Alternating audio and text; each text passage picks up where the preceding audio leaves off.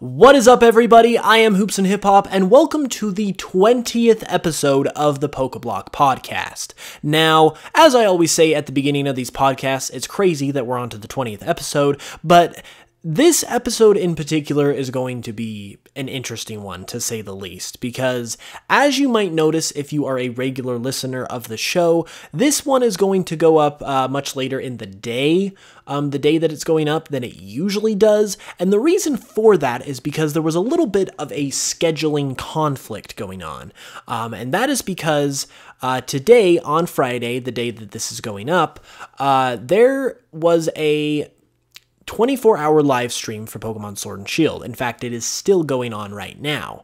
And basically what this live stream is it's just like, it's not like direct feed gameplay, but it's supposed to be like direct feed from the location, from this like specific location within the Galar region that is being shown off. And essentially it's kind of just like a security cam or a nature cam, so to speak, that's just observing the area, and it's running for 24 hours, and basically things will pop up every now and then, and it's supposed to be really fun and great. And so that's kind of what caused a little bit of conflict with the schedule, because I knew I wanted to talk about this, but I didn't really know how I could or would that would not really conflict too much with the live stream that's going on and like all of the events that are happening in it. But with that being said, this live stream did not quite shake out the way that we had planned. There wasn't really a whole lot to instantly talk about because of the fact that this live stream is insanely slow-paced and dry in terms of its content. At the point of recording this, right now, this live stream has been going on for nearly 5 hours. We're like 2 minutes away from 5 hours at this point. And I've been watching it the whole time. And if you have not been watching it, or you're listening to this after the fact or whatever, basically it's just a still image, essentially. We're basically just watching a still image of this forest location within the Galar region. It's called the Glimwood Tangle, and there's like some nice like particle effects going on to give it a nice, excuse the phone, to give it a nice mystical sound. And basically that's it. Like nothing moves, nothing really happens. There are the occasional rustling of leaves, and you can hear there's like this ambiance in the background and stuff like that, but for the most part, it's just kind of like a still image that you're watching, and you're basically waiting for something to come out. The problem is that everyone thought that either we would get like new things popping out at us that would be like brand new Pokemon that we would see, that basically would be pretty consistent. And on top of that, there was a lot of people who thought that this would basically be like a looped live stream rather than a true 24-hour live stream, just so everyone could see what was going on throughout the day instead of it being actually 24 hours. Well, neither of those things happened. We have not got like a big up-close, full-on reveal of anything. It's been the things that we have seen have kind of just been fleeting glimpses, and they all come with like an hour in between them, if that. Like it's been very few and far between in terms of like the Pokemon sightings. And like when we do see a new Pokemon, it's like in the top right corner of the screen for 2 seconds. You can only see its butt, and that's it. So it's been super scarce, super like underwhelming, and it doesn't loop either.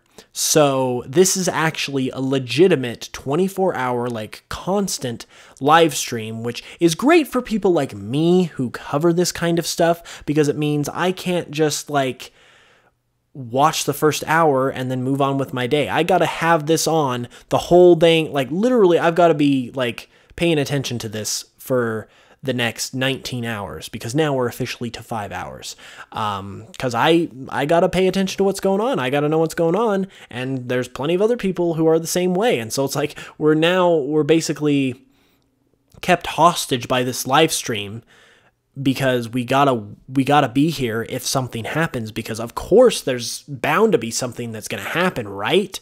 But we're 5 hours in, and we have got a total of, we've technically got two new Pokemon shown off, but it was literally, like I said, it was like a 2-second flash of both of them. One of them was like a squirrely type Pokemon, but you could only see its tail coming out of the bushes for like 2 seconds. Nothing to identify it by. And then another one looked like more of a ghostly, like spirity type of Pokemon, something like that. Kind of looked like a ghost or a fairy type to me personally from what I saw. But once again, it was like in the top right-ish corner of the screen. It kind of like came out from behind some bushes and kind of just like floated off screen. It was like so brief to the point where you can't even consider it a Pokemon reveal. And outside of that, we've gotten like two Pokemon, like previous Pokemon that have been confirmed for the game. So Morlul was in the live stream, so it's officially confirmed to be in the game. And then my boy Phantom, my favorite ghost type Phantom, made it in as well, and so he got confirmed. But that's pretty much the extent of what has happened in 5 hours. So if you're kind of like catching this after the fact, and this is like a recap for you, or you're not able to watch the live stream right now and you're tuning into this while it's going on, that's basically the gist of what's happening. You're not really missing much. I'm personally hoping to, I'll basically like cover all of you out there listening who actually have lives, and I'll let you guys go like do your thing and have a fun Friday night while I sit here observing this, because my plan is to do just that, sit here, observe it, and then I'm going to hopefully do like a roundup video that will come up on my channel, so be sure to check that out if you haven't, youtube.com/hoopsandhiphop, where I'm going to do a roundup and basically give you guys like basically everything that happened within the trailer that was worth noting.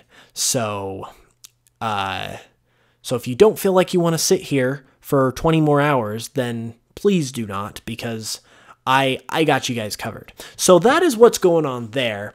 And as far as like my impressions and reactions to this, before we get into some other stuff, because there are going to be some other stuff we're going to talk about as well, since there's clearly not a whole lot to talk about here. I don't know. I'm very, very disappointed, because I think we were all under the impression that the live stream was going to start. We were going to have something kind of big happen right off the bat to kind of get us hooked. And then we would have like substantial actual reveals. Like we would get a couple new Pokemon where we got to like see like the actual Pokemon itself. I was even thinking maybe we would get a little bit of confirmation. We would get confirmation, I should say, of voice acting being in the game, because this whole live stream is supposed to be Sonia's like project, if you will. Sonia being the assistant to Professor Magnolia within the Galar region. So if this was her thing, I figured that maybe she would like perform an introduction in some way, and like she would have a voice, and that would confirm voice acting. I thought that would be cool. But at the very least, like a couple solid Pokemon reveals right off the bat, and that just did not happen. And not only did that not happen, but we're not even getting like nearly the activity that you would expect, that everyone expected. Like even if it was just like Pokemon we already know, like have known about, like old Pokemon or whatever, just running across the screen, like that at a more frequent pace, even if it wasn't any new information, would at least be better than this, because 90% of the time this is just, like I said, a still image. We're staring at a blank still image of this location where once every hour or once every half an hour, something happens. And whether that be a Pokemon appearing on screen for all of 2 seconds, or a bush rustling and moving around, but then nothing coming out of the bush to reveal itself, is basically the extent of what we're getting. So overall, I mean, there is a lot of time still to go on it. I'm sure we are going to get at least one big reveal from this in some way, shape, or form. But as of right now, it's not happened, and overall, it's been disappointing. Like, I always try to remain positive and be optimistic and all that stuff, but this has definitely been disappointing so far. There is a silver lining with it though, and that's that this just proves even more so how tight-lipped Game Freak is being about this game. Like, they're trying to do things like this to basically like give news to us and like give information to us, but it's also like they're trying to not give information to us at the same time. So they're trying to kind of like appease everyone by doing things like this to where they give information, quote unquote, but then they're not really giving information. So I would say that's a bit of a silver lining, because it just means there's going to be more in the game for us to discover. But at the same time, it's like, you hyped us up. This was supposed to be a cool, fun thing, and so far it has not been a cool, fun thing. That may change. Who knows? We still got a lot of time, like I said. We'll see what happens. But yeah, so far, underwhelming. Underwhelming, and I don't know, man. I don't know. I will say this has been the one thing, like, that has legit disappointed me about Sword and Shield so far. Because there's obviously been a lot of talk, a lot of discussion, a lot of things that one person, any one person in particular, could be disappointed about. But me, so far, all of those things haven't been a big deal. Haven't had a problem with them. I've been nothing but excited for this game. But this has kind of let me down a little bit. So here's hoping it will make a turnaround with the time it has left, because there is still plenty of time. But we'll just have to wait and see. And if you don't want to wait or see this, then just go to my channel tomorrow, and I should have some type of like roundup type of video or something like that. That's my plan as of right now, pending like a few more things happen that actually can allow me to make a full-length video. But anyways, that is not all that there is in terms of Sword and Shield to talk about. So we lucked out there, because earlier in the week, Game Informer actually started doing their coverage of Pokemon Sword and Shield, because their November issue, I'm pretty sure it's the November issue, for their magazine, Game Informer, has released, and with it, they got to go to Game Freak's headquarters and interview Shigeru Omori, Junichi Masuda, and a bunch of the other people who literally worked on Sword and Shield, and basically cover this game in depth and give us a bunch of details we did not have before. So that was super exciting, especially because it was unexpected, came out of nowhere.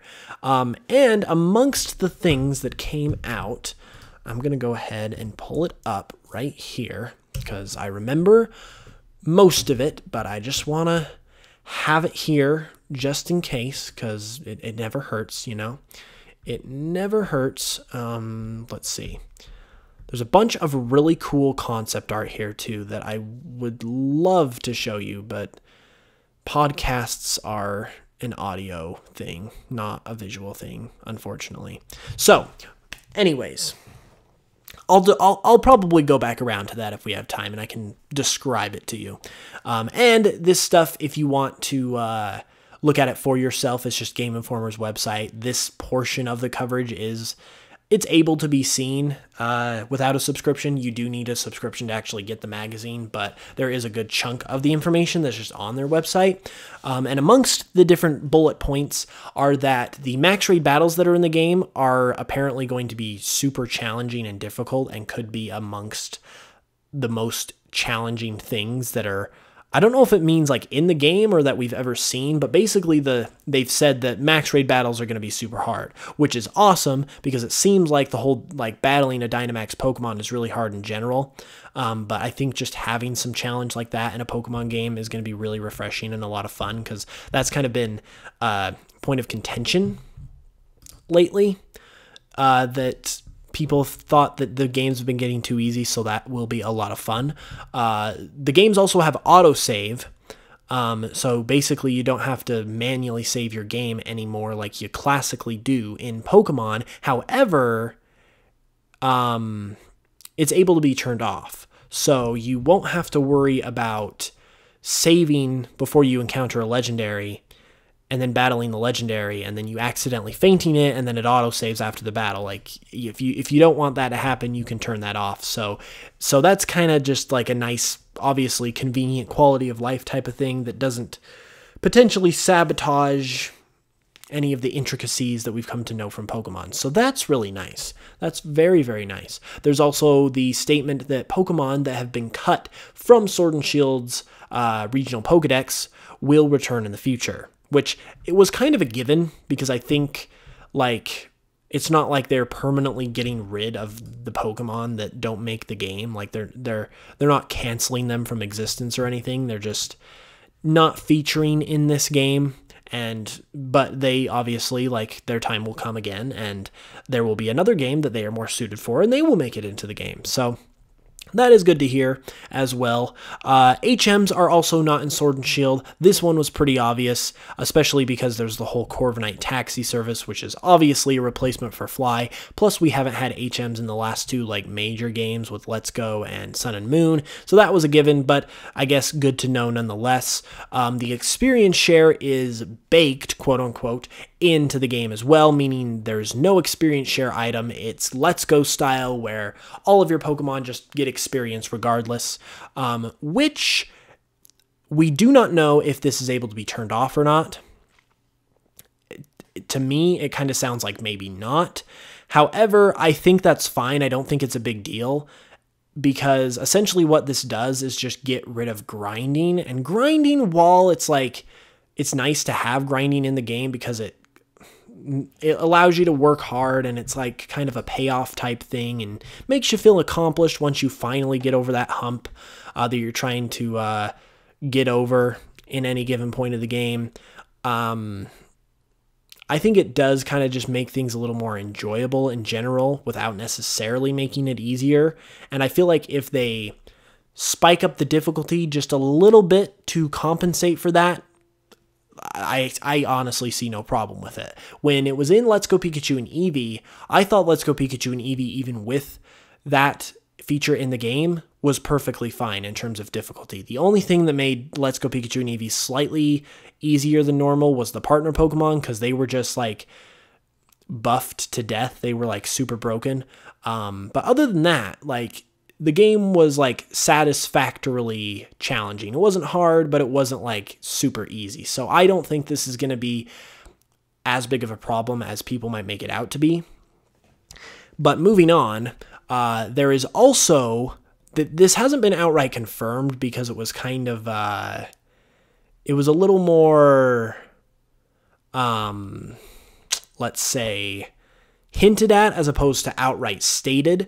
But it's most likely the case, nevertheless. And that's that it looks like you're going to be able to change Pokemon's natures within the game to help make them competitively viable. Because the whole idea, according to this interview, is that they want to have every Pokemon be able to be competitively viable.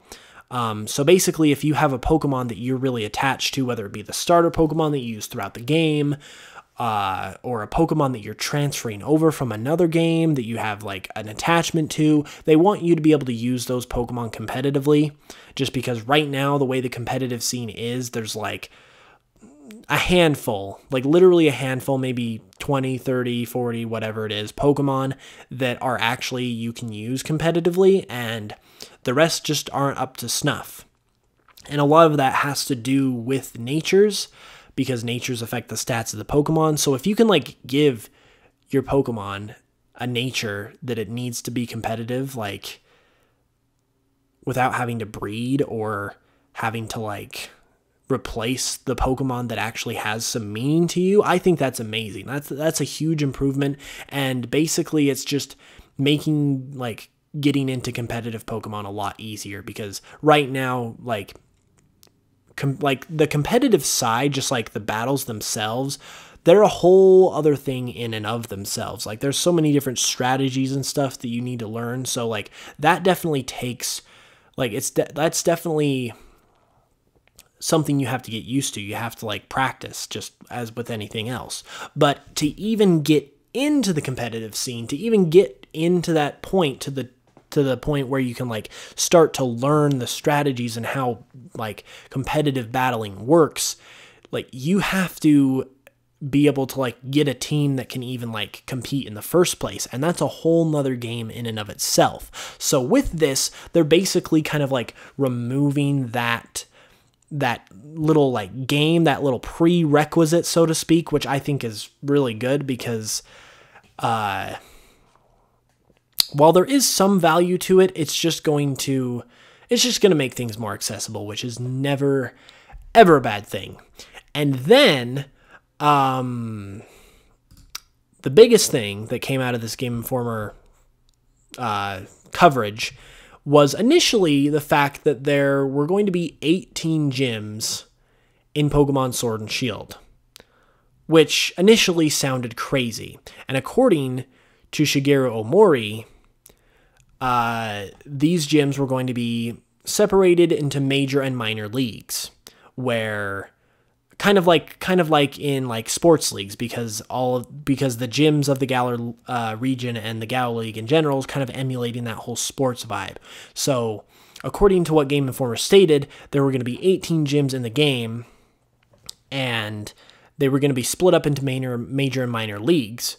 But from the way it sounded, they were all going to be in both games, because apparently the ones that like were exclusive to each game were exclusive because they were in that major league, which got everyone really, really excited. The idea of having 18 gyms in one game just seemed incredible because it provided for so much content that obviously like more than doubles the amount of like gyms you have to take on, and just like that also essentially would mean that you'd have a gym of every type, which would like, that gives you like, I don't know, it just provides so much more content. There's like obviously going to be more gym leaders inherently, so there's more characters to meet and interact with.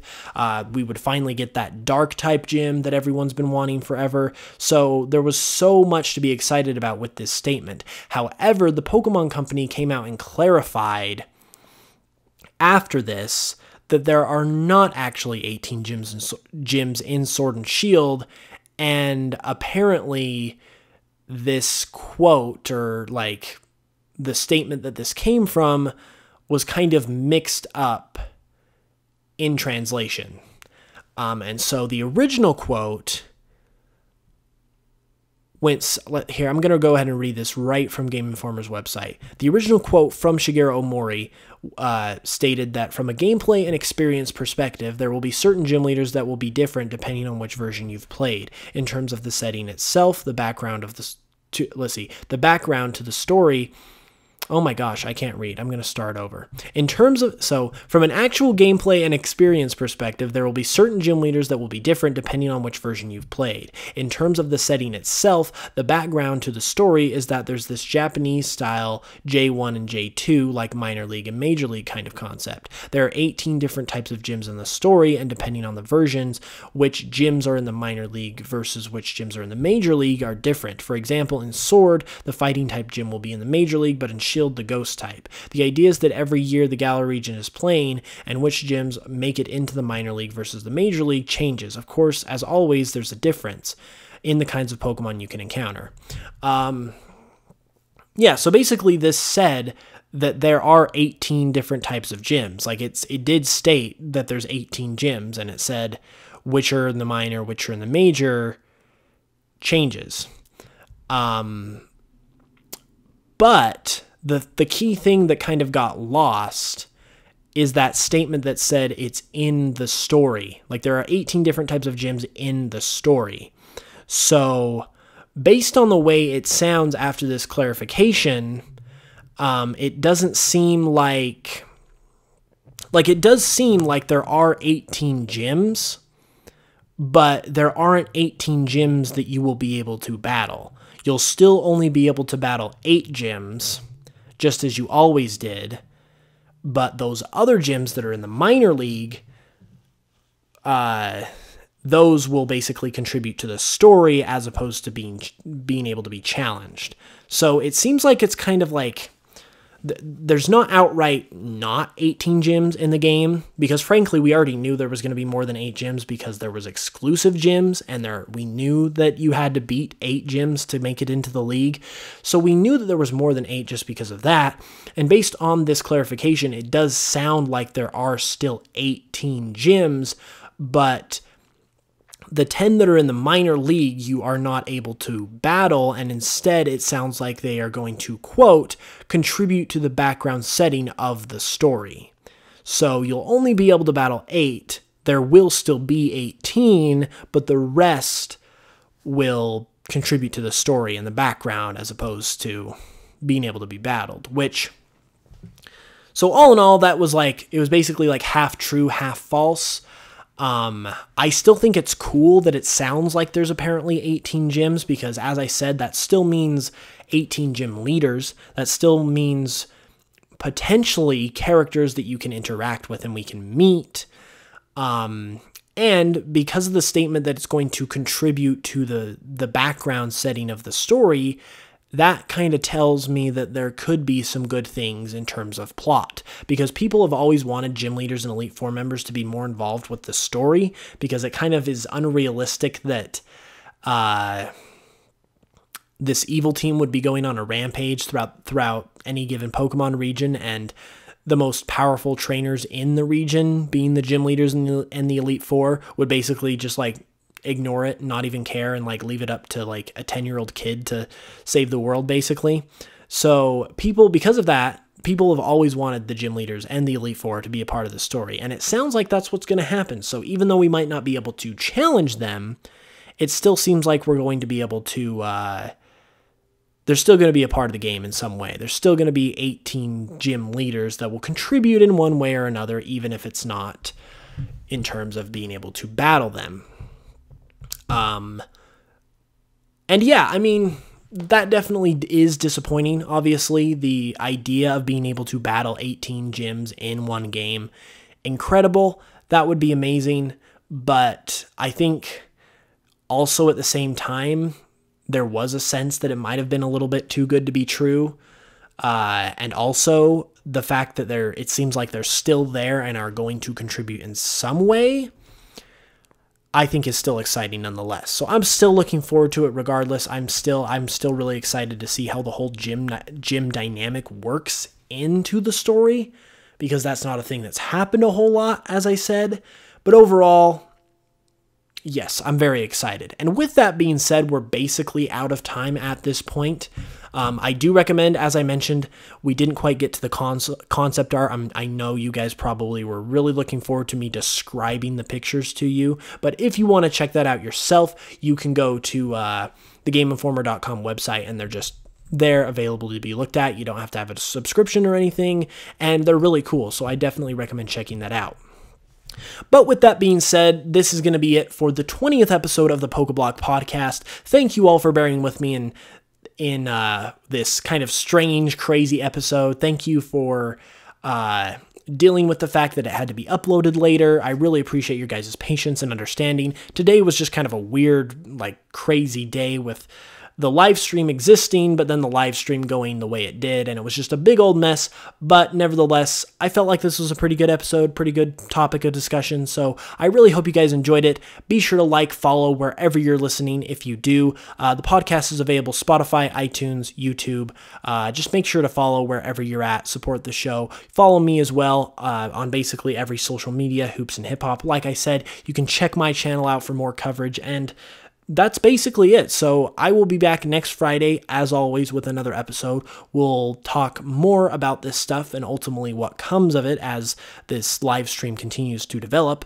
And I'm sure we'll talk about a bunch of other things as well, because you never know what's going to happen week to week in the Pokemon world. But with that being said, I hope you guys have a great weekend. I'll catch you in the next one. And until then, as always, I'll smell you guys later.